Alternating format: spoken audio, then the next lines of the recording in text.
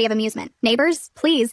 You couldn't pay me to ride the elevator here past midnight. She leaned in conspiratorially. They say someone died in this building. Clearly, she'd come looking for a fight. I moved to shut the door, only for Whitney to slither past me inside. Don't be rude, she chided, already prowling the living room like a cat inspecting a suspicious litter box. Her nose crinkled theatrically. Huh, no takeout containers? That's unexpected. Then she stopped dead at the dining table, eyes locked on the Victorian silver candelabra I definitely hadn't bought. Now this, she purred, circling it. Has taste. Where'd you score it? Every muscle in my back seized. Just decor, I lied. Whitney narrowed her eyes and reached for it. Bet it's worth. Don't. Too late. The candelabra slipped from her grasp, plummeting toward the tile floor. Horror choked me until it froze midair, hovering half an inch from certain destruction. Time stopped. Whitney's face cycled through shades of red, white, and finally corpse gray as the candelabra drifted gently back onto the table like it had never moved. Silence. Thick. Suffocating. Her trembling finger pointed at the candelabra.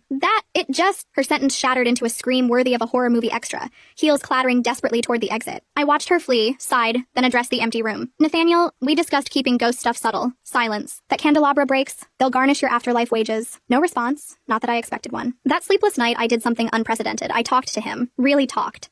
I ranted about Whitney, about office politics, about how exhausting it was pretending my paycheck didn't vanish the second rent was due. Words poured out until exhaustion dragged me under, then cold. I woke shivering violently at 4 a.m., blankets piled uselessly atop me. My phone buzzed with an alert. Utility bill, $3,050. My sleep-addled brain rebooted twice before comprehension struck. $3,850 for a studio apartment. Pieces clicked. Automatic faucets turning on inexplicably. The TV flickering alive at odd hours. Impossibly lavish meals appearing without a heat source. Ghosts don't just exist, they suck power like a fleet of crypto miners. White-hot rage overrode logic. Nathaniel Simmons, I roared at the ceiling. Get your spectral ass in here now. Darkness twisted. Every bulb in the apartment surged violently as shadows in the corner detached themselves from the walls, coalescing into something tall, nebulous, and glacially furious. The temperature plunged. Then came the voice, not audible, but scalding directly into my skull. Say that again. Fear shot through my veins like electricity, but lasted only a moment. The next second, burning indignation overtook me. I shoved my phone displaying a bill for $3,800 straight into the shadow's face. See this? You're responsible for paying it. I planted my feet stubbornly.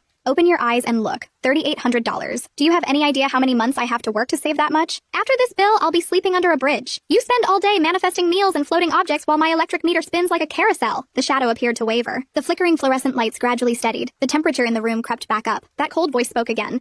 Though this time with a hint of offended dignity, I possess no currency. I nearly laughed in disbelief. You're broke, and you're saying it like it's nothing? Crossing my arms, I switched into lecture mode. Nathaniel, we need ground rules. Roommates split the bills. Cooking in exchange for rent is fine, but you don't get unlimited power. Starting now. No turning on the TV unnecessarily. Meals simplified to 2 dishes and a soup, and absolutely no supernatural displays in front of living people. You know how expensive therapy bills are? I laid down every condition without